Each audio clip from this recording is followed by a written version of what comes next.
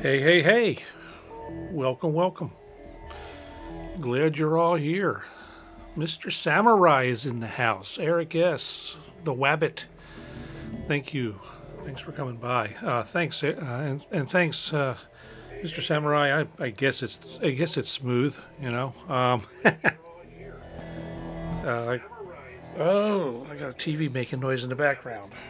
We had a power outage earlier today, and so a lot of things reset, and so I have a few surprises. I can see if I get this TV to shut up behind me.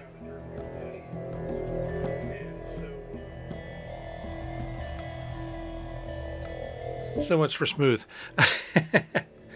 So, thanks, guys. So lots of new stuff tonight. Yeah, throw it all out the window. Start again. All for the want of a TV that rebooted. Let's see. A few things to talk about tonight.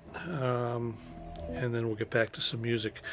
Let's see. So let's start with the usual thing we do, which is talking about what's in the jam. So let's pull up a view of the computer. And we'll talk about some other the video stuff and how that's working now in a little bit.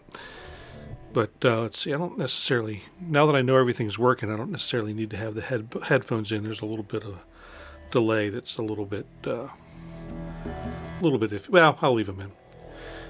Anyway, so what's in the jam is going to dovetail into the first topic of conversation for the show tonight. So what's in the jam is actually it's going to dovetail into several topics of conversation. But let's go ahead and take a look at that, and take a look here. So I've got 4 tracks of audio, not counting the 2 live instruments, not counting the Polybrute, the Take 5. So what we've got, let me turn some things off. First is all of the instruments are, with the exception of the percussion track, are the new Porphyra instrument for Kontakt 8 that I started talking about last week. Each one doing different things.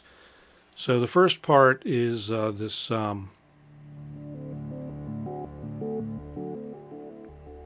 This kind of,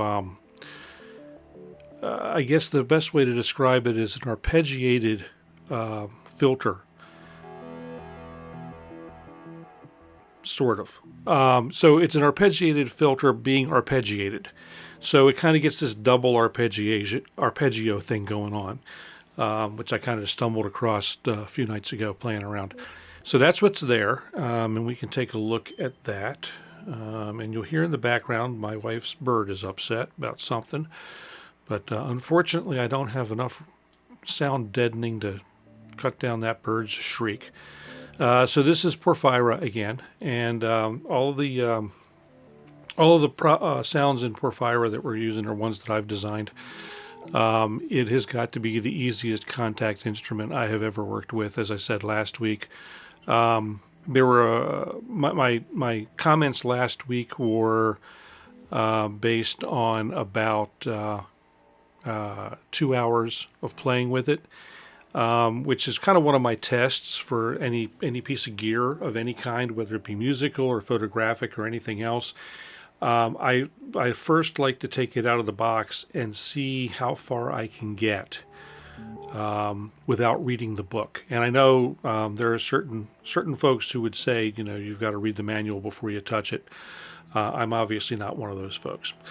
So there were a couple things I learned after the show last week. Had some great conversations with the folks who are the developers of this, and learned a whole bunch of stuff about it and about the philosophy behind it. And I got to tell you, the developments in Kontakt 8 and this first instrument to take full advantage of those new new abilities is really exciting to me, because this synth is amazingly approachable, despite the plethora of knobs on the thing. The intention from the start when designing this was to make an instrument that could be deep, reach deep into Kontakt 8's core, but still be easy or relatively easy to use. So I think they've succeeded. I think they've succeeded really well. As I said last week, there are a couple things that I would like to have seen a little different, but by and large, I think they've done a fantastic job with this. One thing that I mentioned last week, I couldn't figure out how to do to reset a parameter to 0. With a lot of things, it's a double click on the parameter knob and that will reset it. In the case of this, it's control click. So if I wanted, say, to reset this shaper value to its default, I hold the control key, click on it, it'll set to default. I find that a little bit. I don't like that, because it takes me out of the flow. I have to move my hands off the keyboard or whatever I'm doing in order to do that. Unfortunately, there's nothing that the developers of Porphyra could do about that. That is something that is within Kontakt, and apparently has been for some time. So they agree that it would be easier or better just to be able to double click. But unfortunately, that's not going to be in the cards, and I wonder why that popped up. Anyway, lots of new stuff here tonight, which we'll talk about. So anyway, that's that sound, and so it's got this really cool warbly thing. Oh, a couple other. I'll go a little bit out of order here, but since we're into the topic, I mentioned last week that you're able to bring in your own wavetables and samples into Porphyra. One thing that I missed, and apparently every other reviewer on the planet has missed. It's possible also to take these samples and these wavetables and use them in any other software synth that you want to use. You could bring it into Vital or into Pigments. So when you buy this, you get the wavetables and the samples are all great, and you can use them anywhere you want, any way you want. I think that's a fantastic approach. They're not locking it down in some proprietary format. So anyway, that's the first instrument up in the track, or in this piece tonight. The second instrument is also in Porphyra. Another one that I again designed. All these are my own custom patches, and so this is another one of mine. That's interesting. Doesn't look like what it's supposed to be. Let's see what this is. Like I said, we had a power outage, and some things did not come back up the way I had expected. Oh no, this is right. Okay, so this is just doing a low drone, and this instrument is really incredibly versatile. If you want to make a sound, you can make a sound. I mean, it's that kind of instrument. Just pretty much anything that you want to do. Now it's basically a 2 oscillator, so to speak, subtractive synth, but does all the things and does them well. And there's some unique things in there too. One of the nice things about this, I think, is the effects. A lot of people have been poo-pooing the effects, but it's Native Instruments effects, and in the effects section, you have available. You've got. In this case, I'm using a different reverb, but Raum is in here. The delays are, you get replica in here, and in this case, I'm using Psyche. I went with this to try and use some of the ones that I don't ordinarily use. So it's to experiment a little bit and get a little more accustomed to the synth and the sounds. And I'm let me check something here. Like I said, everything's a new setup tonight. So I'm looking. You can't see it at the moment, but I'm looking to make sure everything is working as intended. Raum. Yeah, Eric. Raum is it's really for a simple looking reverb. There's really a fair amount of depth to it, and you don't really see it in here in the instrument. But if we drop it down, let me turn everything back. And I have it. It's one of my standard reverbs in my setup. I've got, if you look here, I've also got a Valhalla down here, and I got the convolution reverb from Ableton turned on, but I'm not using any of those. By the way, I'm not using any effects other than what's in Porphyra tonight or in the percussion instrument that I'm using. So I wanted to keep everything as simple as possible, and I'll get into why with that in a moment. But if you look at Raum, it's got three different sets of algorithms, and it's clean unless you want it to be dirty, and it's just a nice. It doesn't get metallic or weird. It's just a nice sounding reverb, and if you're in Native Instruments ecosystem, you've got it. And what I'm finding is that within their ecosystem, pretty much everything is pretty darn good, which doesn't really surprise me all that much. So anyway, the last tonal track is another, again, Porphyra synth. And all of them, by and large, are a combination of a wavetable and a sample, and stuff going on between them. So one of the things I did in putting together the track for tonight was that's an interesting comment, Eric. Let me circle to that. One of the things that I did with putting together the music tonight too was I used some of the new tools in Kontakt, and they've got the new tools for creating chords and phrases, and I kind of find the phrase tool a little bit like what's that, Harmony Bloom or whatever that thing is, except I find it, and I tried Harmony Bloom when it first came out. I always found Harmony Bloom was just too busy and trying to do too much stuff, and oftentimes not musical.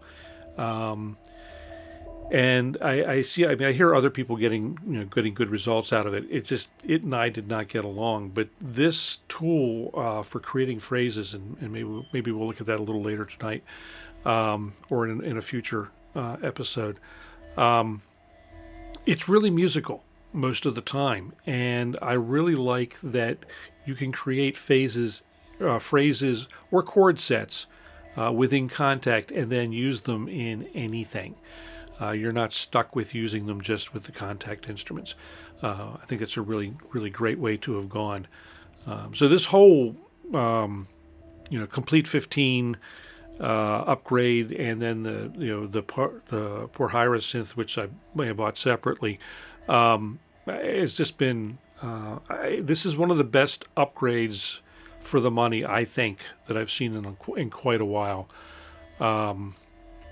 With that said, I also just last week purchased the newest version of Arturia's V collection, and for the price that I got it for, it was a no-brainer.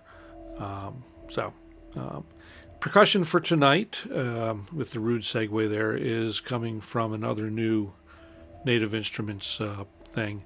I was going to buy this separately. I was all set to buy this on its own, and it's included now in 15. It's this new session percussionist, and I've only just started really. I've had this for a while, but I've only just today started really playing with it. So I'm not in a position yet to really tell you much about it, except that it's fun to work with. And so there's the bar for the big bar there. It's 4 parts, 4 percussion parts, I think you can do up to 6, but I've got 4 in this. So it's laying down percussion. It's algorithmic. You can have it create new, and it's actually 4 parts. So I've got some chimes in here. I got shakers and some finger snap stuff and congas. Is all that I'm using. I just wanted a nice simple groove, and I think this did a fantastic job. And I basically took it, and I'm using it, but I've added to it. And that's one of the really cool things about it. You can get this to come up with a basic groove, and then you can go in and shape it the way you want it. It's got a little sequencer editor involved that's a little head scratching, but also because I'm not really always clear what's going on over here. Obviously these are the lanes for each instrument, but I'm not sure what this is all about yet. So stuff to learn, which is cool. Learning stuff is always a lot of fun. So that's what built up the backing track, and then of course for playing the live bits I did with the Polybrute and the Take 5, as I always do. So Eric comments that you like Raum more than Black Hole or Valhalla Shimmer for shimmer style, and I think I agree.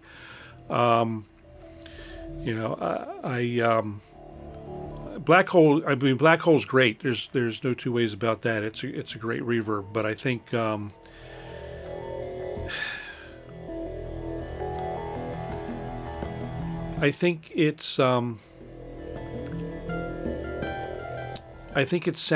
sometimes it sounds kind of artificial. I guess that's the easiest way for me to describe it. Whoops, didn't want that, dummy. Trying to make, oh, that's better. Okay, went away anyway. Cool. All right. Yeah, there we go. Good. I had a thing showing up there in the chat that I didn't want showing up, so now it's showing up somewhere else, but that's okay. At least it's off the chat. Now it's back on the chat screen. I don't know. Anyway, new toys. So yeah. So, and now we begin. Now we get into the rant part of the evening. Since we've been through what's in the jam, and basically I told you that there's 4 tracks plus some live stuff. Which gets into some discussion about some things that I've been seeing going on around the interwebs over the last couple weeks, I guess. And you're going to hear more people talk about this as time goes on. Yeah, rant some. Yeah, you got it. Got your popcorn out. That's right. That's right. And a donut. Don't forget your donuts. So there's been a new piece of gear that has come out that Ableton have put out, and I'm sure you all know about the Move. The Ableton Move, and a lot of people are complaining about it because it's only got 4 tracks. And it's not enough, and that you can't make music with only 4 tracks, and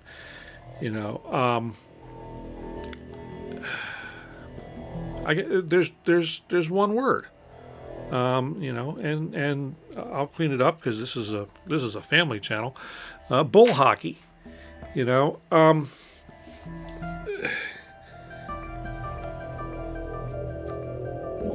People have worked in 4 tracks for decades.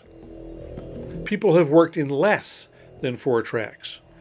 Some of the best albums, some of the best rock albums ever made were recorded on 4 tracks, and not just the demo, but actual tracking was done with 4-track machines. So, to tell me that you can't make music in 4 tracks is it's a load, and you're listening in the background. If I shut my mouth, you're listening to 4 tracks. And I've got in 4 tracks. I got drums, I got bass, I got some mid-level stuff, and I got a lead. you know, so to tell me you can't make music in 4 tracks is ludicrous, frankly. The other thing that a lot of these people are missing is they're missing the point of what the Ableton Move is supposed to be. They want it to be, you know, a push mini, and that's not what it's about. I mean, it can do some push mini kind of stuff. Oh, my camera losing focus. Interesting. You know, it can do some push mini kind of stuff for sure. I mean, absolutely. It's got synthesizers in it. It's got drums in it. It's got sampling. You know, it's got a sequencer. It can be used as a controller for Ableton Live and after a fashion. So, I mean, it can be a push mini, but that's not its intent. Its intent is to go out and get something started, you know, and then, you know, get your ideas down quickly and portably and easily wherever you happen to be. So they got to think it's half the size of a sheet of paper, you know, roughly, and it runs 4 hours on a battery charge, and you can make little music. It's a sketch box, exactly. That's its design purpose, exactly, Eric. And that's what Ableton have stated from the get-go. They said this is a sketch box thing, you know. And so, you know, I don't understand people, yeah, and so they're griping about the thing. I think it's great, you know, and as some of you may know, I have been looking to find something that would let me, you know, I can take it camping with me or whatever, take it on an airplane, take it on a bus, take it on a train, sit in a hotel room, make music. You know, I've been wanting to be able to do that with something for a number of years. I've tried a number of things, and none of them have worked. Eternian, welcome. You know, nothing has worked for me. You know, I've spent a chunk of money on doing this. You know, and honestly, I don't think the price is that high. You know, yeah, it's $500, you know, US, or $450 or whatever the heck it is. You know, it's not that much money. It's really not. I mean, you know,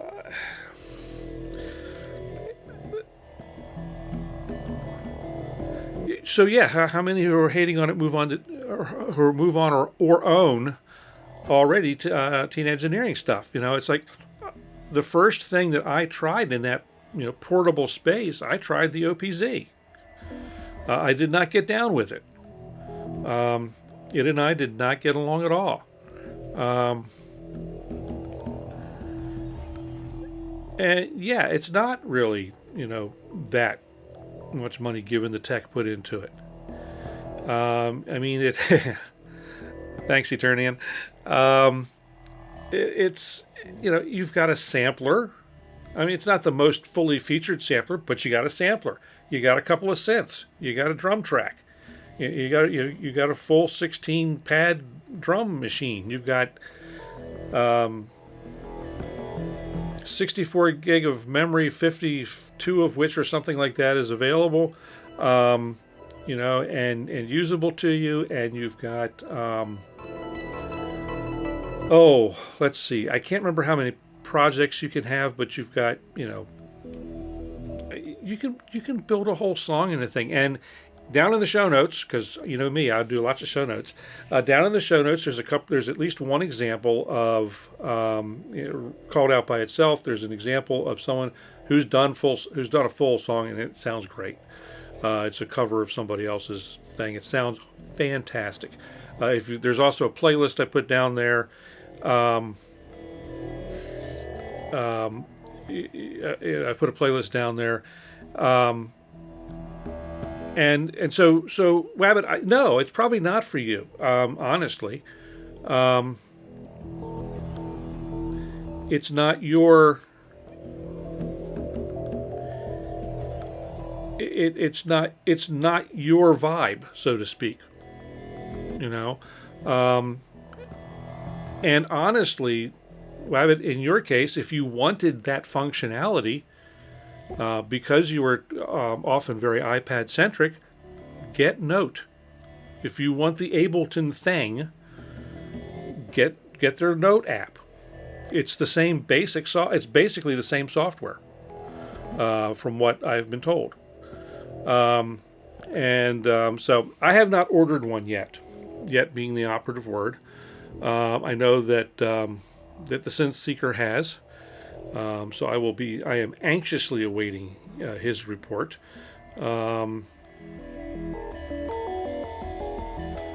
Right. Well, but we all find what works for them, and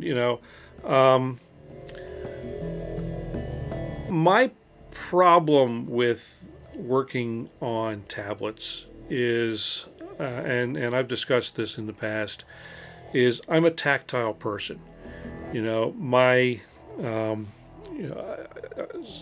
I need something that I can touch and feel what I'm touching. That's why I got these things with all their knobs and buttons.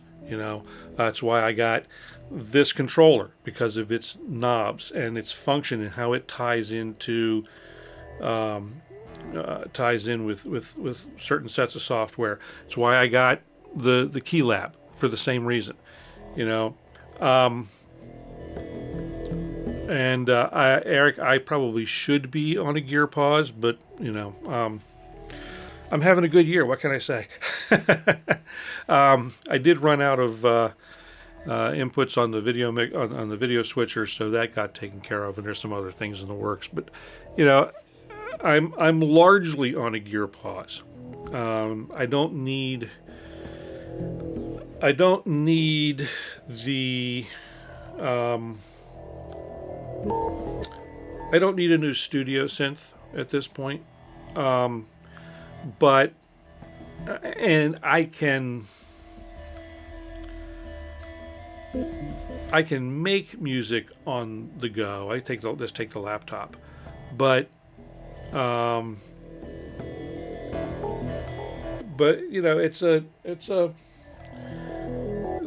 are things that I'd like to be able to do and I can't do. And at one point the Push 3 was on my list. The Push 3 standalone was on my list, but that's $2,000. And I said I'm having a good year, but not that good. So that's not in my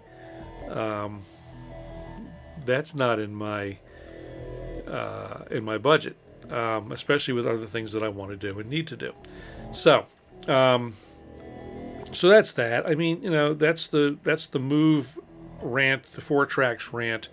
I think if you can't get an idea sketched out in 4 tracks, then there's a problem of some sort. This, again, as we've said, it's not all about creating an all-out song. It's not necessarily about being a performance machine. Although, if you look at some of the videos, it's people are able to use it as a performance machine. Elektron, the hate will flare up then too. Sure, it will. Elektron's another one that I like Elektron.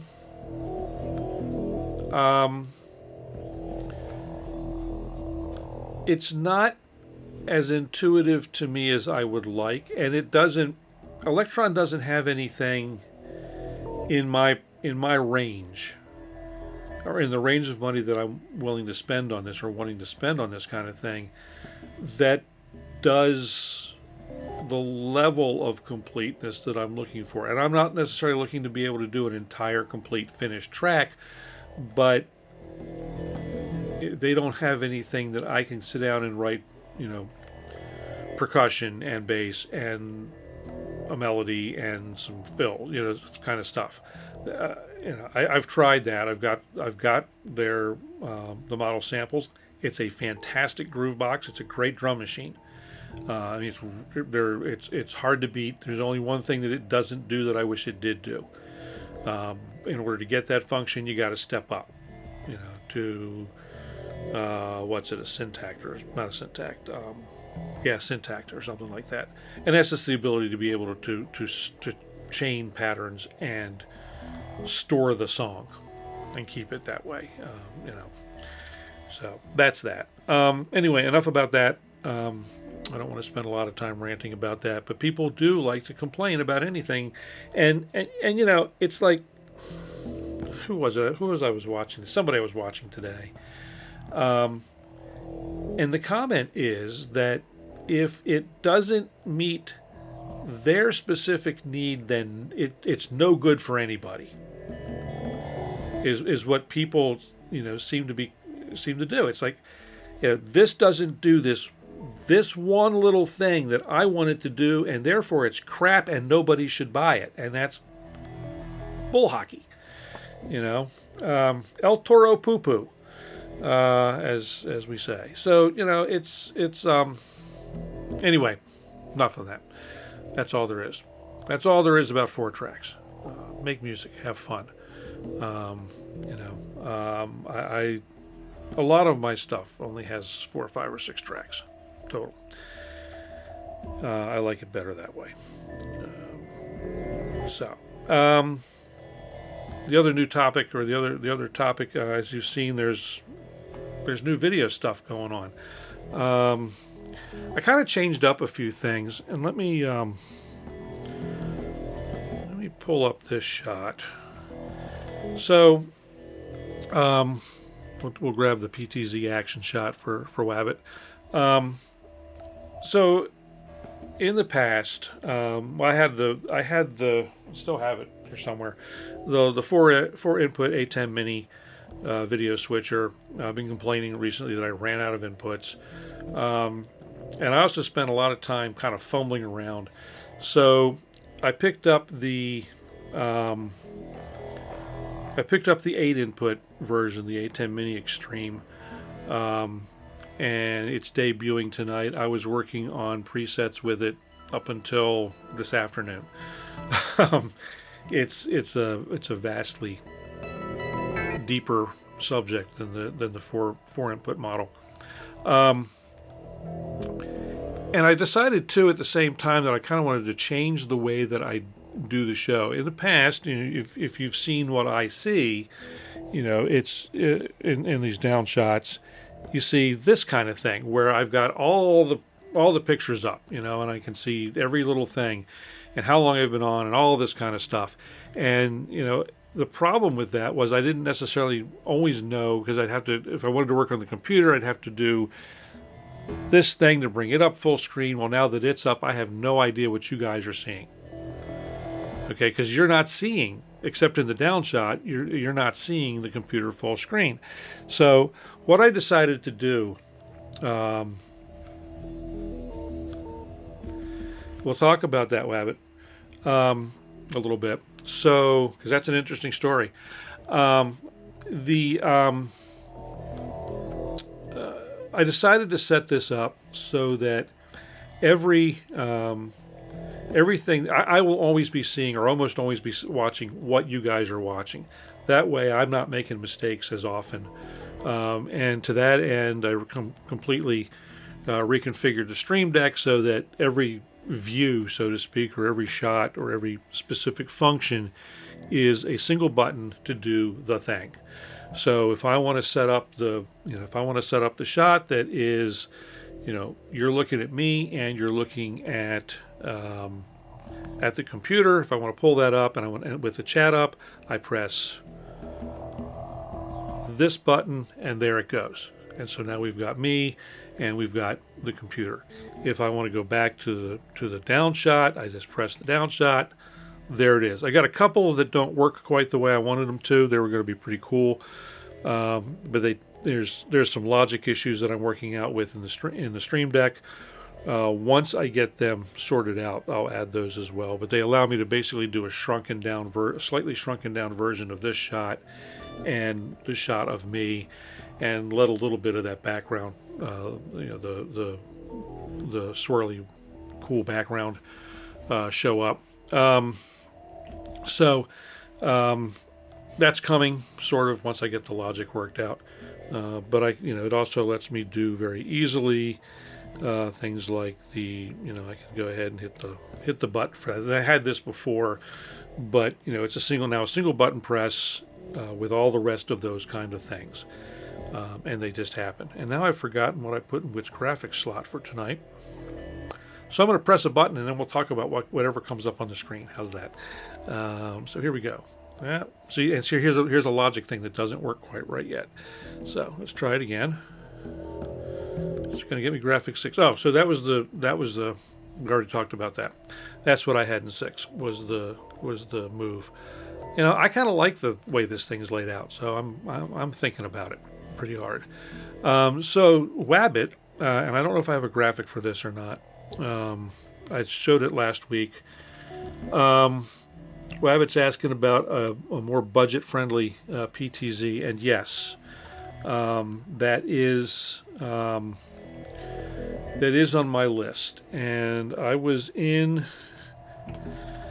New York Wednesday for this past Wednesday for the National Association of Broadcasters show up there. I was hoping that one of the manufacturers of some of the lower priced units would be there. They were not.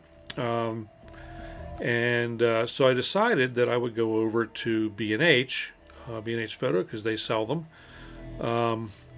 and see if I could take a look at one.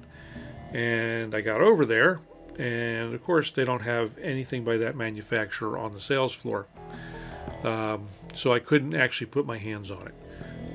But I am looking at a less expensive alternative, a couple less expensive alternatives. One is, I saw it at National Association of Broadcasters in Vegas in April. And indication at the time was that it was ready and was shipping, but indication on the street is that it has not yet started shipping. So I have not pulled the trigger on one of those. The one that I'm looking at the moment and is by a company called BZB Gear. I think I showed a picture of it last week. I don't know if I have a picture of it in here tonight. Let's see what I got here. What's in Graphics 7? Graphics 7 is a black screen for some reason. Some logic. Yep, it's still a black screen. Okay. Let's see what Graphic 8 is. I know I loaded some other graphics, but again, we had a power outage, so apparently not everything's stuck. That's a shame. So anyway, there's a couple weird things going on. That thing just popped up again in the lower right on the Chromebook. So I'm not sure what that's all about either. The one I'm looking at is it's got a 10x optical zoom. Both of the ones that I'm looking at have a 10x optical zoom. The one is available and shipping, and I could have, I can order one and it'll be here in a couple of days. And depending on a couple of things, I will probably do that this week and we'll play with it.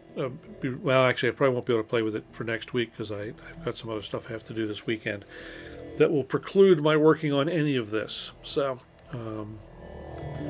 maybe I'll wait till next week to order it. We'll see. Anyway, no huge hurry. The one that's up in the sky here still works and is doing what I want it to do. So, that's that. Let's see. So if I don't have that picture, what else don't I have? We're talking about that. We're talking about that. We're talking about that. Oh, so the other thing, I've got the swirly graphics. Let me go ahead and pull this shot up and see if it doesn't break things. I can certainly fix them if it does. So I've got the swirly graphics going in the background. These are audio reactive, but I've got it set up in such a way that it's only listening to music. It's not listening to my voice. That way it's not jumping all over the place when I'm just talking. It just kind of swirls around. I had pretty much decided that I was going to buy the Eyesy, the Critter and Guitari Eyesy little video synth thing. It's about this big and does all the neat things that I wanted to do, and it's customizable if I learn Python, which wouldn't kill me. So I can fully customize my own scenes and my own what they call modes. So that was and the price is really good. So I decided that I was going to go ahead and buy it. and something came up, and I said, well, I'll do it at lunchtime. This was I think Thursday morning, I think it was. I decided, yep, I'll buy it, and something came up, and I said, well, I'll do it at lunchtime. When in the morning they had them in stock, at lunchtime, by lunchtime they didn't have any in stock. And Perfect Circuit doesn't have them, and no one else seems to have them in stock at the moment. So I'm on the wait list, and once they come back in stock, I'll grab one. It's under $400 and does all the things. In the meantime, the aging Chromebook you can see over here in my corner, in the corner will do the deal, and it's doing okay for the moment. It glitches out, and the software is horrible, but it does the thing for the moment. Let's see. It's a kind of a house of cards over here, wiring wise, to make it work, though. That's one of the reasons I want to get something that's purpose built for it. So let's see if I can make this go away without breaking. Yep, that broke. Okay, here we are back to camera one. Okay, so anyway, that was about all that I had on the list to talk about tonight. I had forgotten that today was a holiday, so for me, so I was up until about 2 o'clock this morning, farting around with this stuff, trying to get everything ready for today, for tonight, because I thought that I had to work today. And as it is, I did about 20 minutes this morning, and the UPS situation. I do have a UPS. It's about 5 years old, and right now it's a power conditioner. So yeah, 5 years for a battery on a UPS is pretty good. I didn't realize it was as old as it is. So it's due for it's an inexpensive one, so it's not got easily interchangeable batteries. So it's due for replacement. And that'll be that. And so Wabbit. Yes, I use UPSs. I have every room that's got gear in it has a UPS. So there's a UPS here in the studio. It might be a little undersized now. I've got one in my office. I've got one in the server stack. Both of those, the one in my office and the one in the server room, kept running just fine. Nothing went down. We didn't. So subsequently, we didn't lose any network or internet when the power in the house went down. And the one on Donna's machine didn't go down either, I don't think. She didn't say anything about it, but she was sick today, so I don't think she was in her office much, if at all. So so yeah, I got to get a replacement for this one little UPS, unless the one I might have a spare. I don't know. So that's a project for Wednesday. I've got a work appointment. That's why it's drifting in and out.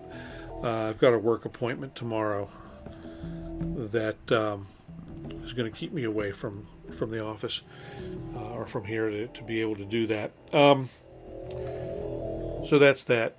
What I decided, Eric, is that I don't want another computer-based solution. I want a dedicated hardware piece.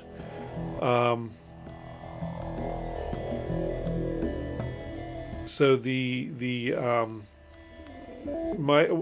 what I would really like is the Entropy and Sons Recursion Studio.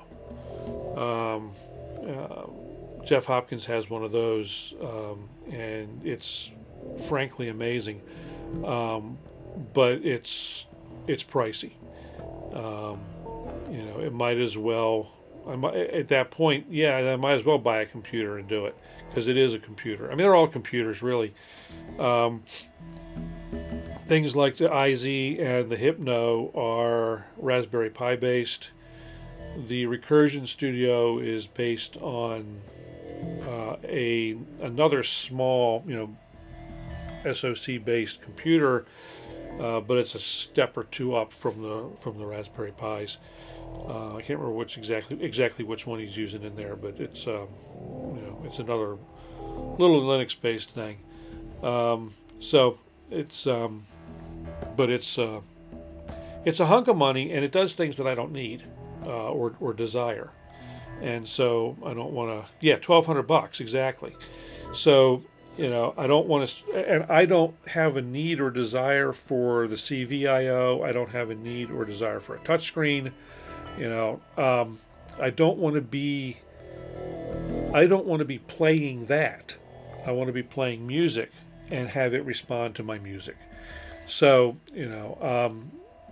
the Eyesy, again, Critter and Guitari Eyesy, and I linked it in last week's show notes. I might have linked it tonight too. I don't remember. It's $395, and it outputs HD, HDMI,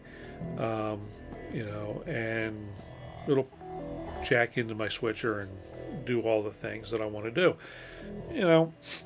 I don't, my needs aren't super high end. I will admit the Recursion Studio graphics outputs are nothing short of incredible. If you haven't seen any of Jeff's streams where he's using it, Entropy and Sons have just in the last day or two put out a whole new series of videos on how to use it and what it's all about, and a lot of detail about it, and telling a whole lot of more about its capabilities, which you might want to look at or not, but it's out of my price range. There are things I want to do, and there's enough things that I want to do that a $1,200 box just for doing swirly graphics is not in the cards, because I should be on a gear pause. That said, we were talking about the gear pause, Eric. I had at Sweetwater, I had a wish list this long, and I've basically unloaded the wish list. There's only a couple things on it at this point, and I do load it up when they're doing their "We'll Buy Your Wish List" giveaway thing that I never win. So it might be loaded up right now through the end of the month or something like that. But it'll in the next few days. Once they announce whoever won that prize this time around, I'll collapse the wish list down to just a couple of items, and because there's really only a couple items that I really, really want. I enter all their contests. I never win. As much money as I spent there, you'd think I'd bubble up to the list a little bit. I don't know. Anyway, because I spend money there not just for myself. I spend money there for work as well. I walk in here, every time I walk in here and I look at what I've got in here, and it's like, this is great. Are there other things I might like? Maybe, I don't know. But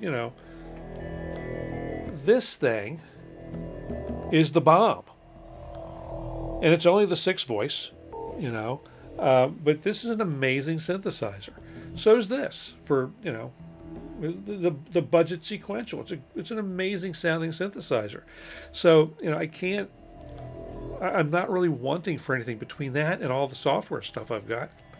I'm not really wanting for a lot, except for that. Now I'm into the niceties, the visual things for doing the streams, and that little portable thing to be able to take with me, without having to drag a laptop along. That's the other thing, because I take my laptop pretty much wherever I go when I travel, but to have to carry the laptop is I don't want to have to dig up the laptop if I want to if I just want to noodle around, and like I said, I've tried a few things. I looked at a number, even more, and the one that I find at the moment the most compelling is the Move, because I am very Ableton centric, in production, and if it's got at least a semi-clean way of getting what I'm working on over to Ableton, then it's a win. It's an absolute win. I know what else is fooling is the TV is in the background is too bright, and it's trying to focus on that. Yep, that's exactly what it is. Okay, like I said, lots of new stuff here in the studio, so adjustments to make. Always learning, always fun. Hey Jeff, how are you? Good to see you. See, I got Social Stream working. I still need to do some tweaks. I had told the guys I had a power outage,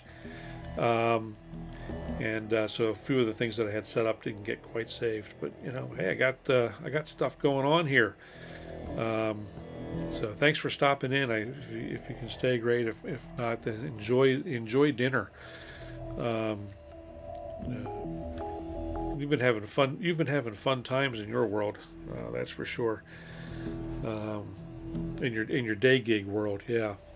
So anyway, I'll do the thing real quick. Jeff, are you gonna be able to hang around, or are you jumping out? In any case, I'll go ahead and show you the thing.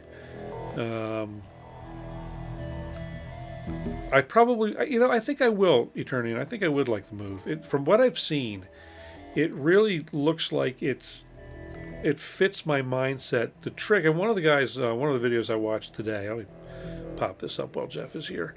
So one of the things that it'll take me a little bit to get used to. When you're using the move standalone in its own environment, is Ableton, everything runs vertically in session view, and the move moves horizontally. So you've got to kind of shift to do that. So that was so I just, hey Jeff, the deal was that I wanted to show off the new toy a little bit. So obviously I've got the new switcher working, I've got graphics working in the background. It's not the one I wanted, but it's because they ran out just before I pushed the button to order, basically. So anyway, that was really it. I just wanted you to see that. Yeah, it's looking fancy already. So so I started on this yesterday. Yesterday was the day that I had really to fool with all this. So I spent all day yesterday up until about it was 2 o'clock this morning before I went to bed, getting all this set up, as much of this set up as possible. And I woke up this morning, and trudged downstairs to the office and did some work stuff, and came upstairs and my wife is sick, but I made a comment about her staying home, and she said, well, what are you working today? I forgot that it was a holiday for me. So I was rushing around till 2 o'clock in the morning trying to make all this stuff work, and then I could have spent all day working on it too if I'd wanted to. So I was working on some tweaks right up until a couple hours ago when I stopped for dinner, but there's a couple things that aren't still working right. Me and the Stream Deck are having a few logic discussions. We're not quite getting on, but what I've done is gone away from late or early, Jeff, depending on how you want to look at it. I also decided as part of this that I was going to make and I mentioned earlier that I was going to make a definite shift in the way that I produce the show.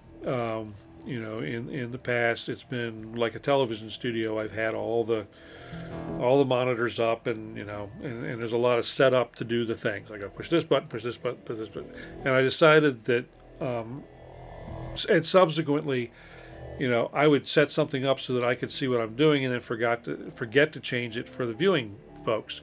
So they're looking at a down shot of a keyboard, and I'm talking about the computer or something like that. So I decided this time that I wanted as many moves as possible to be on single buttons, macro the whole thing. I also decided that I wanted to try and put as many of the macros as possible in the Stream Deck because they're easier to edit. Editing macros on an ATEM is tricky at best. They don't have an actual macro editor set up. You basically record the macro, and then you can get in and hack at the resultant code. The Stream Deck's got a dedicated editor. So I'm still learning about multi-action stuff, not all of them work the way I expect, and frankly, the documentation is horrible or non-existent. So like the simple thing, like it says that I want to be able when I start the show now, I push this button that says Run Show. It's out of focus here, but anyway, I push the button that says Run Show. Now, before the show is fully on air, that button is green, and I hit the button, and it sets up the full screen graphic. It sets up the shot that I'm going to go to next, and then goes into a wait state. And then when I'm actually ready to start, I press the button again. It hits the onboard recorder. It launches the stream to YouTube, drops the full screen graphic, and then sets up what is generally going to be my next shot. So if you were here at the start, you saw the full screen graphic come up, go down, and it was into the down shot. It was into this shot. I started the jam, and then I came out to this shot. That was all primarily that I just did.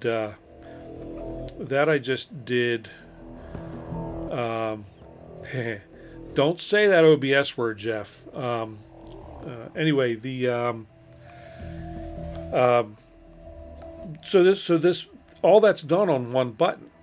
So I set the show up, hit the button again to start the show, and then when I end the show, I'll hit the button again. It'll go to the full screen. It's going to wait about 20 seconds on full screen, and then it's going to fade to black, stop the record, stop the playback, or stop the stream. And the 20 seconds is the length of time that I need to have up to have my end cards when I get to add those tomorrow night. So that's and that worked flawlessly the first time. Some of these other things where some of these other dependencies and the logic of what buttons get pressed for each move so that I can tell this thing to press those buttons for each move is just requiring a lot of thought. And some of them don't quite work the way I expect that they do or expect them to. So it's just a matter of getting used to it and learning it. But as I said, the documentation is abysmal on certain functions. Like what I want it to do when it starts the record, I want it to start a record to a file called live stream date time. So it's the live stream, the date of the stream, and the time that the stream starts. And it says that it uses standard date and time functions to do that. So I looked up the standard date and time functions, got those strings, put them in the command. It does a file called livestream-01. So I don't know. I'll get to it. I'll figure it out. No big deal. At least it increments the number each time. So it's 01, 02. All the tests are incremented. So I'll get that squared away. I got some of the other stuff squared away that wasn't working right. And so what I may also have to do is in some cases combine macros on the Stream Deck with macros in the ATEM to make the thing work. which is also fine. You know, that's no big deal. Um, so, but it's you know, it's considering I've had the, oh, let's see, I got this, came in, I think on the switcher came in on Friday. Yeah, I think it came in on Friday. And yesterday, and I fooled around a little bit with it on Saturday. I had some other stuff I had to do Saturday. So yesterday was a day of rewire the studio to accommodate it. Because I needed a couple of cable stretchers as a result of putting this. It doesn't fit exactly the same way as the other one does. And, you know, missed it by that much a few times. So there was all that. Anyway, Eric, I will take a look on Reverb and see what the deal is with the one on Reverb. Maybe I'll pick that one up. I would like it to be one of the new ones. Apparently, there's some subtle differences in the newest version. I don't know all the details, oh, thanks, Eric. I will check that. I'll check that this evening when we get done here. Let's see. So, anything else? Anything else?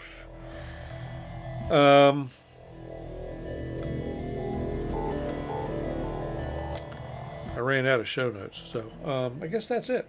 I guess that's it for the night. I have a very early morning again tomorrow down in Washington, so I will probably not want to stay up too late tonight. But anyway, let's see, 4 tracks. I was going to fool around some in Porphyra tonight because there was a problem that I was having with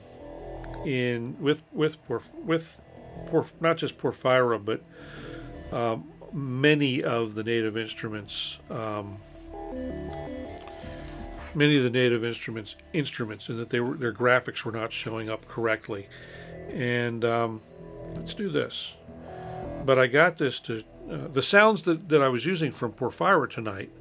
I did all the sound design on the Kontrol S. I didn't do them in software, so that was pretty cool. I thought. So let's. Now we'll show you that real quick. Let's see. How do I want to do this? What's the best way? Oh, I know what I'll do. Okay, folks, get your Dramamine. I'm going to give Wabbit a move on air for this.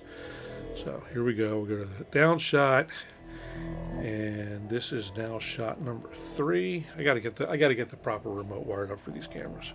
But here we go. When the camera comes in this close, so if I go into the plugin now for Porphyra, get on the right track, dummy. There we go. I actually now see the graphics. And let me get the chat out of the way here for a minute so you can see everything. Boom. That goes away. Yeah, that was a fast one, Jeff. Sorry. So, I mean, here I've got Porphyra up. I've got, you know, and this being one of the newer ones. If I go into edit mode, you know, I've got all of the pages, or most of the pages and functions. All right, Eric. Thanks for stopping by. Say hi to the wife for us all. So yeah, I mean this is fantastic. I can edit. I can do almost all of the edit. Almost every one of those knobs that is on. Almost every one of those knobs that's on these screens here in Porphyra is replicated on here somewhere on the keyboard. So I can do all of the edit here, and you know that was what I was looking for. You know, I see the next thing that I need to do. I'm thinking about what other camera shots and things do I need to do. I need one that's got a flip of this. So that will be the next one that I program. So I have this tight shot of the, you can't see it, the tight shot of the keyboard display in the bigger box, and then the computer up in the smaller one. So that'll be the next one that I do. So yeah, so you know, the new Kontrol S Mark III with the NKS2, any NKS really compatible piece of software, specifically the NKS2s, it's a dream. And you know, it's and if you're working in, and so some analog lab or some Arturia software will work well in here as well, and some UHE stuff works well in here, and there's a few others. There's a few brands that work well in this, but you know, being able to do it, it's like actually working on a synthesizer. You know, so that's really slick. The Keylab Mark II and is fully integrated with its software, and then both of them talk beautifully with Ableton once I got everything working on the Keylab. So you know, that's for me having software is nearly as good as having hardware in that regard, and having that control. You know, and if you have the full versions of I haven't now that I've got the full versions of everything for or many things now for Arturia, I need to kind of dig in and see what works well, what works best on each keyboard. The Kontrol S, Jeff, has poly aftertouch, and then the Keylab has has channel aftertouch. So that was another reason that I was all about upgrading to the upgrading the Kontrol S, because it had the poly aftertouch, and everyone who knows me knows I love me some poly aftertouch. So it didn't do it.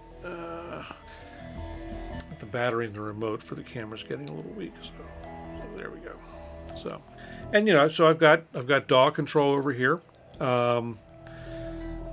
And some over to the right under the chat. And the latest version of the firmware that came out last week finally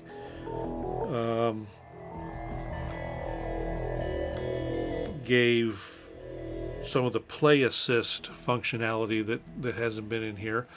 I don't use that very much, but in fact, I've never used it, but there it is. The next one of the next upgrades they say will have NRPNs for the user editor, which will be fantastic, because then there won't be anything I can't touch with this, quite frankly, with the exception of stuff that's MPE specific. So anyway, that's all them things. That back where I want it. So one of the next things to do is I want to get I got to get the camera up here on the network. For what it does, Jeff, no, it's not. I mean, it's not cheap. It's but it's a pretty smart keyboard and a pretty smart controller. It's got poly aftertouch. The build quality is beautiful. I mean, it's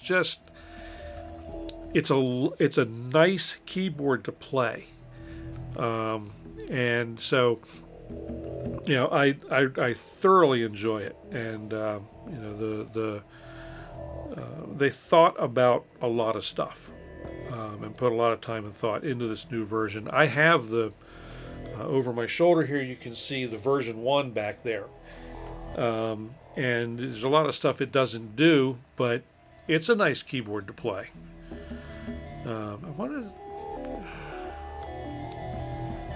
What is up with that volume control popping up in the Chromebook all the time? Make sure the mouse isn't somewhere where it's going to mess with it.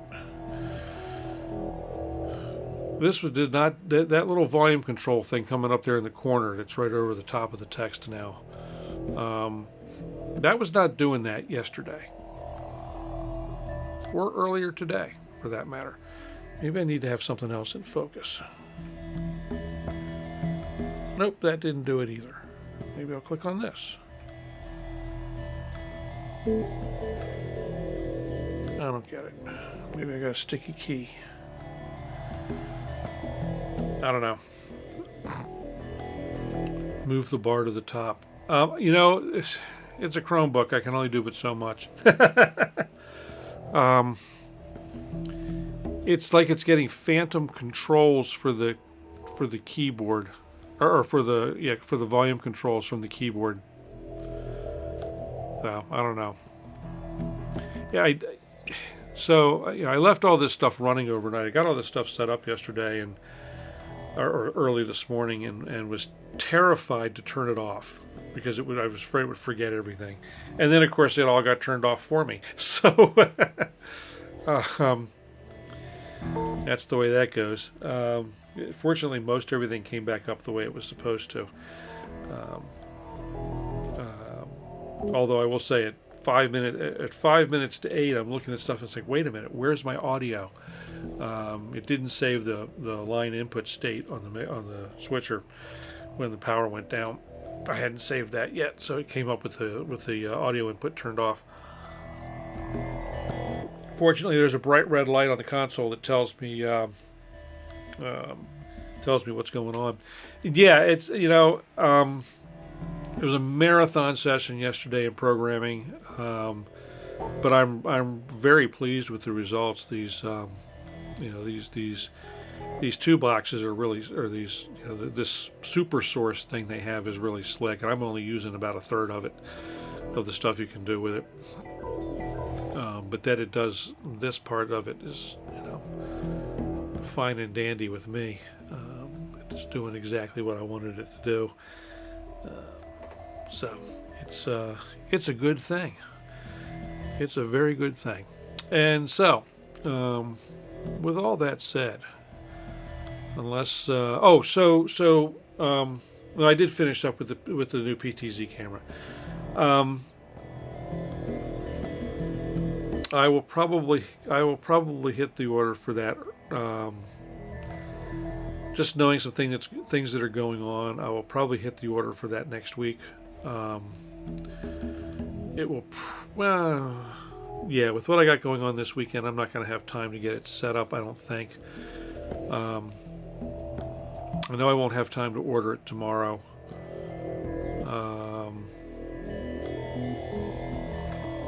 So I wouldn't be able to order it until Wednesday. And that means it wouldn't get here till at least Friday. I won't be able to do anything with it Saturday or Sunday, so I might as well just wait till Monday to order it. Because I'm not going to, you know,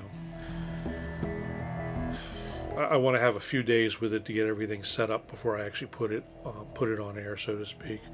The one that I am looking at, Jeff, just to circle back, I'm looking at that one from the 10X model from BZB Gear that I talked about last week.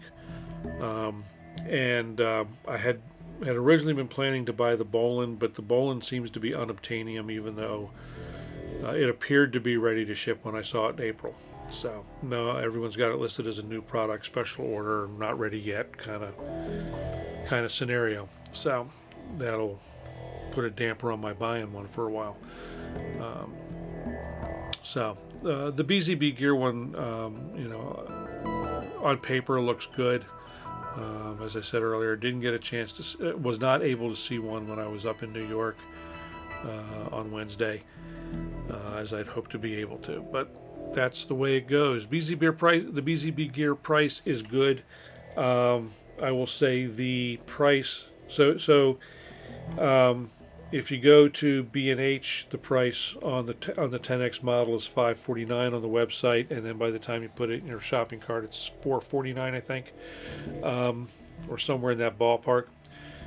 So yeah, the price is really good. They don't, as I said earlier, it's not on the sales floor at B&H. Had a very interesting discussion with the fellows at B&H when I was up there, and learned that If a manufacturer wants to have their product on the sales floor at B&H, they have to pay. They have to pay for floor space at B&H. I don't know if Raum is the same way or not. I didn't walk over there, but yeah. So I found that interesting. Not given the price of real estate in New York, though, not entirely surprising. So the price on the Bolin, sell price is $595, and it may be a slightly better camera. I don't know how much better it would be. They're both using the same or similar Sony Exmor CCD chip, and I'm going to guess the same processor behind it. So it's going to be a hard. It'd probably be pretty hard to tell the difference between them. And I'm going that route because I want all of the cameras to be able to speak a common language for control, because eventually I want camera control to be on the Stream Deck as well, for preset locations. And so I looked real hard at the OBSBOT, the new one, the new PTZ with the 4x digital zoom, because for where I want to place one place that I would want to place another PTZ, the 4x zoom would be more than enough, but it doesn't speak the same control. It doesn't speak the same control language. So Jeff, right now I've got 10 locations on this remote that are already programmed. So it's how I get quickly from the shot that you see on the left now to, the tight shot of the monitor on the Kontrol S. And I think you and I were on the other day looking at stuff when I had this camera, the $3,000 camera, zoomed in on an area on the front of the Take 5 that's was this big. That's a pretty amazing thing. I'll show that real quick. Well, no, I can't. I can't do it without seeing it. I'll show people how to get there. What the heck? So let me at least get it pointed in the right direction without giving everybody getting everybody seasick to start with. And anyone who's interested in still watching. Some people want me to get back to making music. I don't know what that's all about. It's not like this is a music channel or something. Okay, so it looks like it's pointed in the right direction. Let's go ahead and pull up camera 2.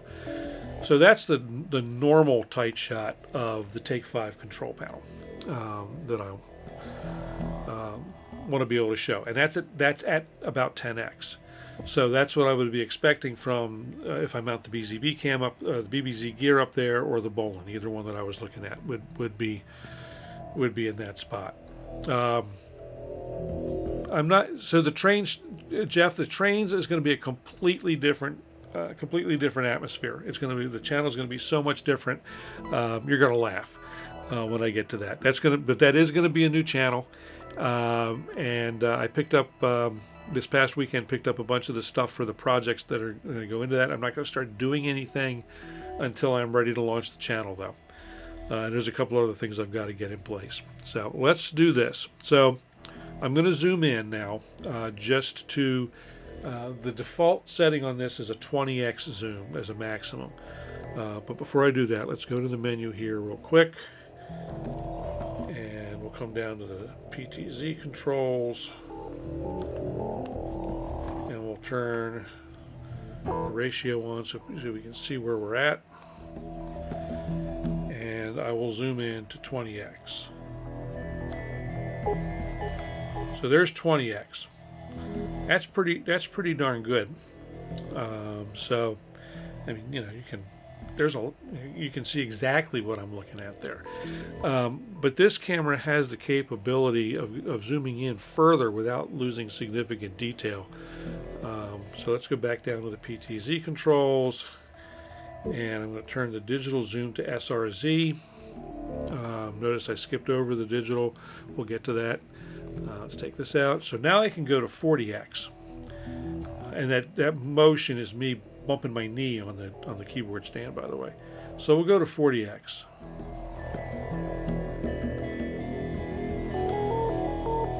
So now this is 40. This is 40x. It's 20x optical with a smart digital 2x zoom on top of that. The chip in this camera is actually, the chip itself in this camera is actually 4K capable. So what they're doing is they're just losing pixels to get this zoom. Here's where it gets nuts. And Jeff, we didn't do it in the dark when we did it like this when we did it the other day. We had all the lights on in the room. So this is going to get ugly real fast. Actually, let me tilt up a little bit before I get into this, so we're centered. So here we're at 40x, you know, and this is nuts enough. But you know, now we'll turn on the standard digital zoom. Go back and back. So there's 20.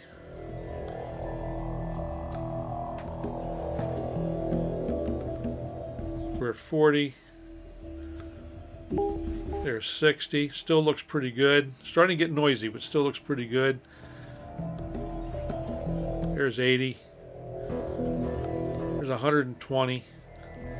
Let me get a little better focus if I can. So this is still readable. It's noisy as heck, and it's fuzzy because we're into full digital zoom territory here. But wait, there's more. There we go, 240x. Now that motion is just me moving. Well, some of it, the self-modulating has to do with the the light being too bright for it. The motion is if I just bounce even a little bit on the chair, the room shakes enough to shake the camera. So anyway, that little diversion aside, let's get back to normal, a normal shot here. But you can see, I'll take this all the way wide from there. I don't think there's too much embarrassing mess over there behind the keyboard. That little bump there was when we went from digital zoom to optical zoom.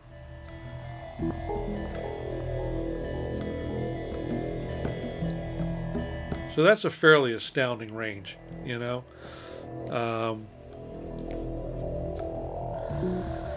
So the let me get back to, let me do this. I'll come up on the screen. Oh shoot, let me actually start. Hang on guys, let me get all this menu crap turned off real quick. Get this thing set back up the way it's supposed to be, and I'll tell you, yeah, that's the model, and specifically the 10x version of that is so the full model number actually has the 10 in the model name. And like I said, it's if you go to the B&H site, it lists as oh, that's what I want. It lists as $549. When you put it in the cart, it's another $100 off. I don't know if they've got a limit on them on either time or number of them in stock at that price. I would suspect that there's some limitation going on. It can't be a forever deal that I can think of. But I could be wrong. I don't know. Anyway, that's please don't buy all of them before I get a chance to buy one, because then I'll have missed out on a couple of things this week. Maybe I better buy one. Maybe I better buy one before I go to bed tonight. Now it's going to have to wait. I need to wait till at least Wednesday to order it, and realistically, I should order it next week. Or very end of this week, so that it's not sitting on the doorstep over the weekend. Jeff's holding off still. Yay, okay. So some thoughts about that. You know, and depending on what you're trying to accomplish, Jeff, the OBSBOT may be a better choice. The pricing is similar. But it's kind of sort of made for OBS. A lot of their stuff is kind of sort of made for OBS. and you've already got one of their cameras. So when you start getting into a similar ecosystem, if you're doing stuff that you're asking it to do things, command structure the control command structure becomes the same, or stays the same, becomes consistent. That's why I'm kind of being kind of picky. It's like I like for certain functions I like the OBSBOT actually, because it does have an HDMI out. You know, and so it would dovetail from a signal standpoint, a video signal standpoint, it would dovetail into my system fine. But in my world, camera control is Sony Visco or something similar, and so, you know, that's why, you know, the bird dog that's up here in the ceiling is Visca. It's going to stay up there for a while. And the BZB gear is Sony Visca. The Bolin that I was looking at is also Sony Visca. I think they also both talk Pelco D, which is Pelco is originally their PTZ housings were originally for security cameras, but they're well enough made that broadcasters use them too. So they've become kind of a standard as well. Yeah, I don't need so that crazy detail. That crazy detail rabbit that I pulled, I don't need that either. The 10x shot is fine. That's as much detail as I ever need. If I'm showing stuff on either the Take 5, if I'm showing stuff on either the Take 5 or the Polybrute, or if I'm showing stuff on here, 10x is more than sufficient to do what I want to do. As far as you know, digital zoom, Jeff, if you've got a the Meet 2 that you've got, the OBSBOT Meet 2, it's a 4K camera. If you're only outputting 1080, then you can do that digital zoom and you won't lose any quality. And yeah, I mean, the picture quality from the iPhone was fine. I had that 6S up as my third camera for a while till it died. You know, and yeah, I had to get up and move it. If I want to move this camera that's looking at me right now, I got to get up and twist it around. And so I'd like to be able to, and Jeff, I'd like to be able to have this camera look down at, get a different angle on the Polybrute and Take 5, or a different angle over here to the MIDI controllers.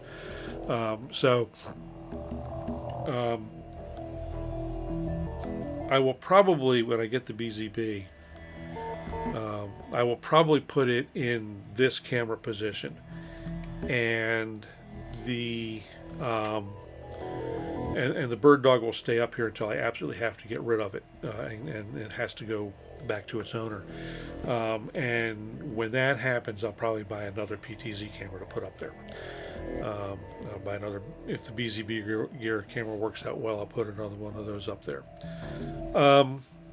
As far as pan tilt goes, Jeff, you could probably, they make pan tilt heads that you could mount any camera on, and you can mount your Pixel on there. I was never able. I've got a Pixel 2 and a Pixel 4, and I was never able to get clean video out of them. That was my problem with them, because they're astounding cameras. Although, you know, I posted them on the Discord. I also posted them on my website for the folks that aren't there.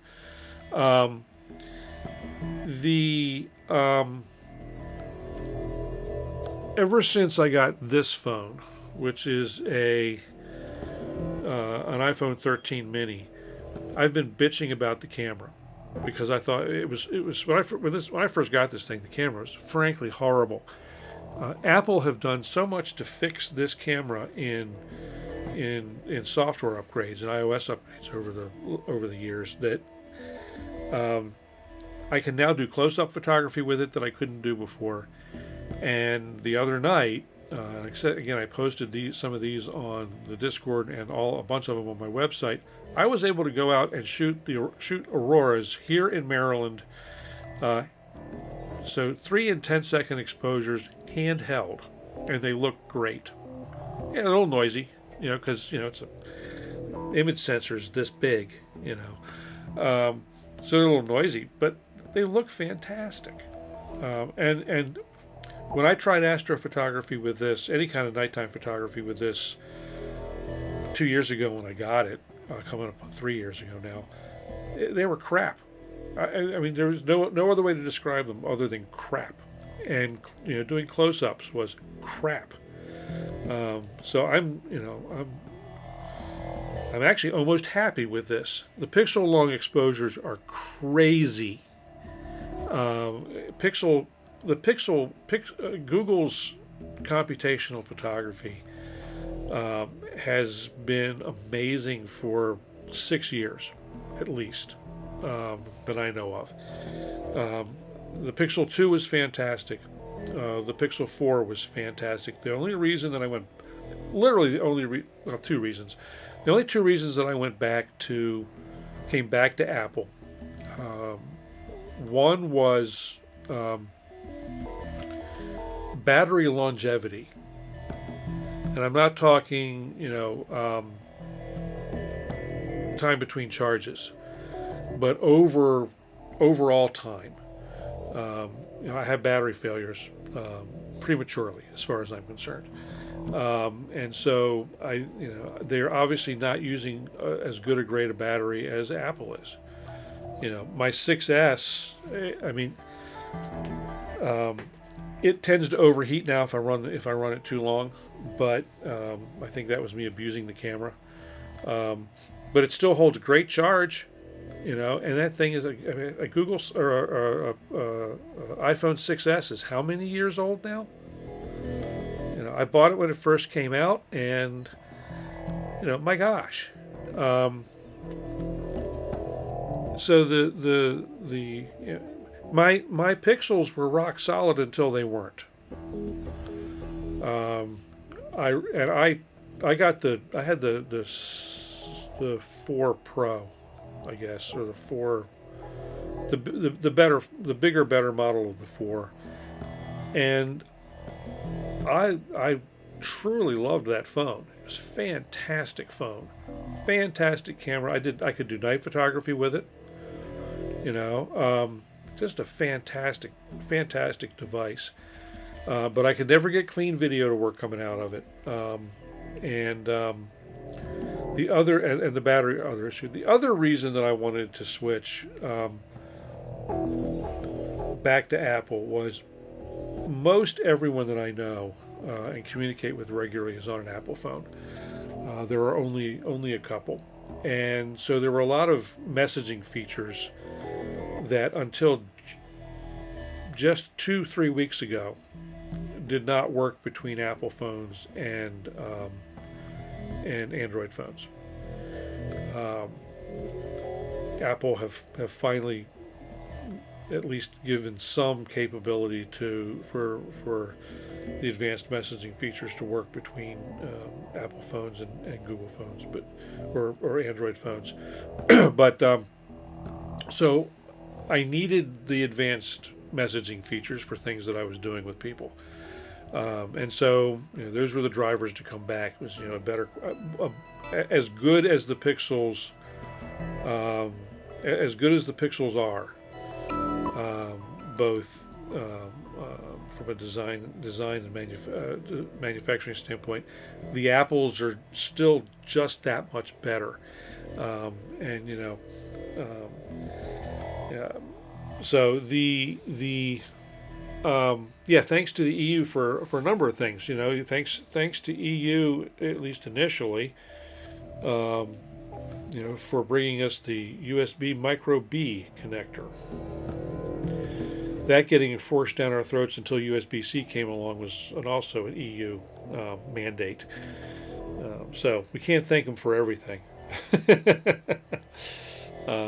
I do like that they're kind of forcing the world to go to the USB-C standard. That's a much better connector than, largely a better connector. And from a manufacturing standpoint, all USB, all of the small-sized USB connectors are they're garbage, and you know, they don't have to be. That's what kind of angers me about them. The deal is that you know, with an A or a full-size B USB connector, there are, you know, big honking pins that go through the circuit board and you know, clamp the thing to the circuit board. It's, if you break a USB A or a USB C or a USB B connector full size on a machine, you're going to break the circuit board too. Hayes, welcome. Good to see you. And so, you know, if you break one of those things, man, you've done something and you've broken your machine. The USB micro B, USB mini B, USB C all rely on the solder joint to hold the thing in place.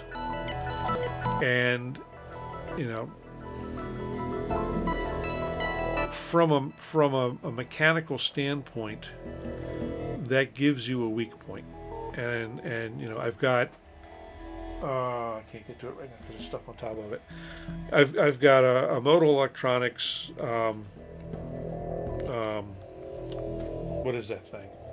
Not the Skulpt, the Craft Synth 2. And its power connector is a micro B.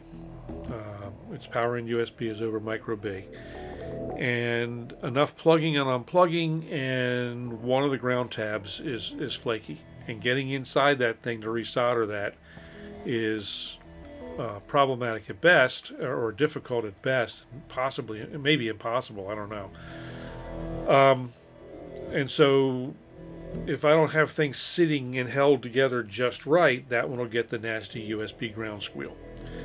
The Skulpt is fine, but so I don't like. What I'd like to do, Hayes, is put a proper power connector on that damn thing. If I can figure out how to get it apart, I got solder. You know, I got soldering station. I can do surface mount rework. I've got a full rework station here. And I've been doing surface mount for years. So that's kind of sort of what I've gone to, sort of.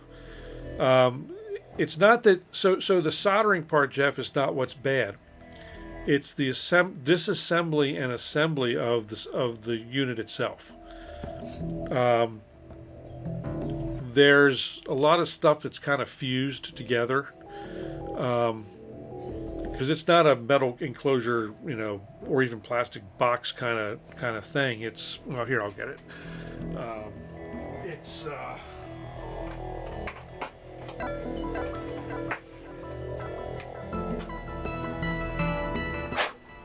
little dusty. So it's, you know, it's this gizmo.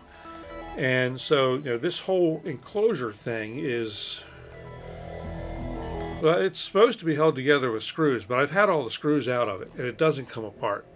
And I can't find the tabs anywhere. There must be tabs somewhere, but I can't find them.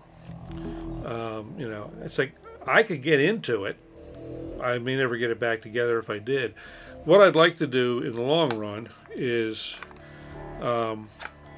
since I never run this, I mean, this thing can run on 3 AA's if I wanted to, in which case it's generally audio silent, except for the audio that you want to come out. What I'd like to do, it may require more than glue, Jeff. What I'd like to do is, since I, again, never really plan on running this thing on batteries, I'm going to guess there's a ton of airspace in here above them or below the MIDI connectors. So either there or lose the battery connectors here in the end and put a proper barrel plug there. This thing will run on, since it runs on USB power, running it on a 5-volt supply would be kind of a no-brainer. And I would probably do, once I figure out how to get inside this, getting inside the Skulpt is the same thing. And I'd probably do both of them that way. Well, the Dremel will make the hole in the end. That for the barrel connector, that's for sure.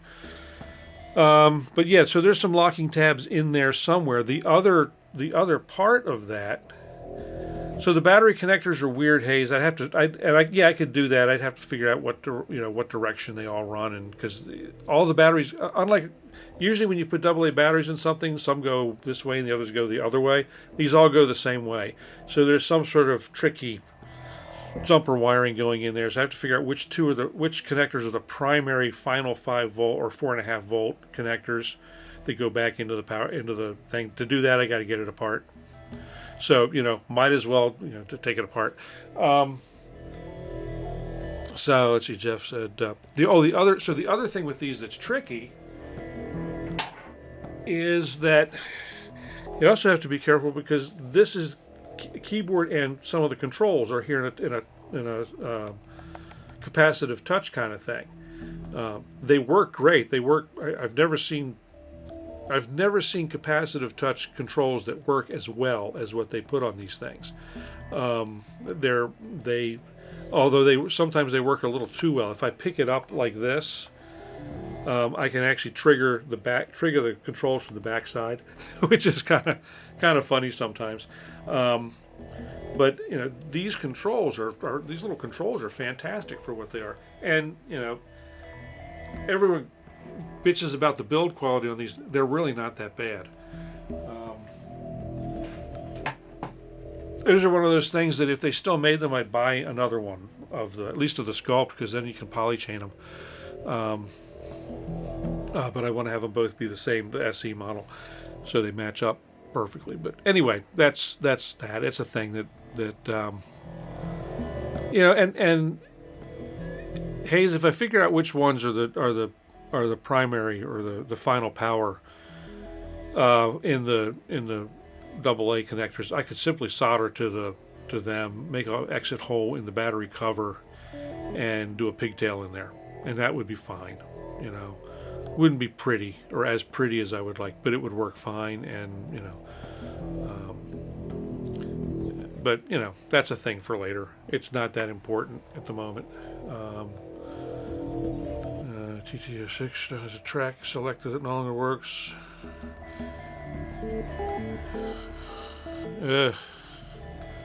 I hope it's a firmware fix too, Hayes, because getting in to fix those. Well, so something like the TT606, that's built more like a box, at least if it's the thing I'm thinking it is. So it should be relatively easy to get apart, and depending on how the switches are made, that may be a fairly simple repair.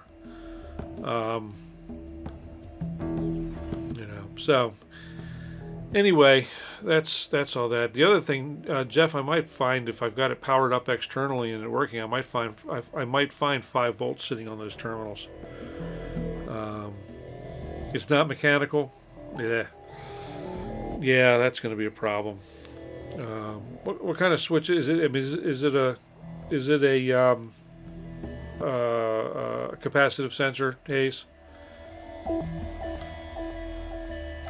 Oh, the brains just don't respond to it. Well, so have you metered the switch? It's a 9-position rotary. Oh. Huh. And it's not responding to it at all? If it's one that gets, if it's a one of those honking 9-position rotary switches, it could be as simple as because that's something that's going to get some torquing as you turn it regularly. It could just be a cracked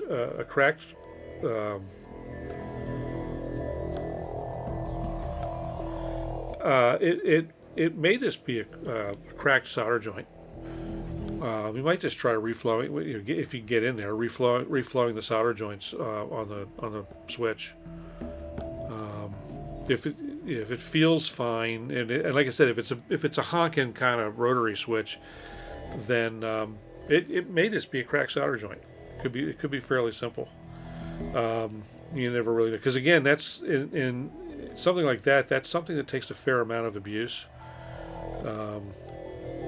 And I'm saying you're not saying you're abusing it, but I mean, you know, um, it means it just means that that's a thing that gets used a lot, like a filter cutoff control on a synth or whatever, something that gets used a lot. They take a lot of use, and that there's a lot of wear. Um, and you know, I know if you get too much side action or anything on like that, you can, depending on how it's mounted into the machine, you know, it could just be putting too much strain on that solder joint and just cracked over time.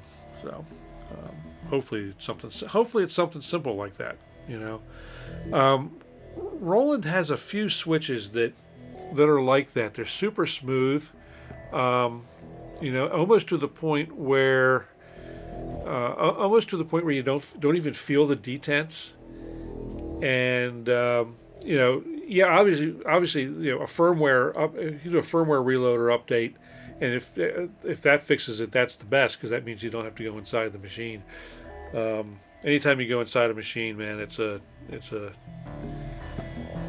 gets a little hairy. Although, you know, having my schooling many years ago was as an electronics technician, and combination electrical engineer, so I don't have a lot of fear about going into things. But I always want to make sure I know how to do it. Yeah, recapping is always fun. Find that surprise charge left in a capacitor that you didn't realize was there.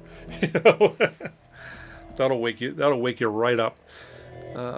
So anyway, I have an early day tomorrow again. I gotta stop these early appointments on Tuesdays.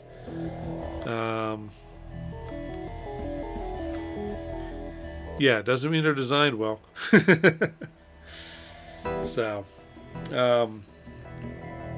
so yeah, those are early day. Like I said, I got to stop making these early morning appointments on Tuesdays.